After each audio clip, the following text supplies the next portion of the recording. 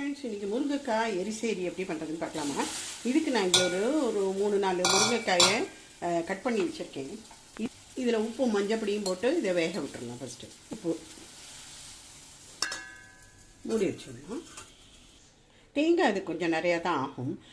பாதி தேங்காய் வறுத்து விடணும், கொஞ்சம் அரைச்சி விடணும். இப்போ இந்த தேங்காயில் மிக்சியில் தேங்காய், ஜீரகம், 2 மிளகா வத்தல் போட்டுருக்கேன். இதை ஜலம் ஊற்றி நல்லா அரைச்சணும். இப்போ இதில் வேக வச்ச துவரம்பருப்பு போட்டுடலாம். அரைச்சி வச்ச தேங்காய் விழுதியும் போட்டுடணும். இப்போ ஒரு கடாயில் கோகோனட் ஆயில் எடுத்துக்கணும். ஒரு கடுகு வெடிச்சோடனே உளுத்தம்பருப்பு, கறிவேப்பிலை, 2 மிளகா வத்தல், அப்புறம் இந்த தேங்காய்.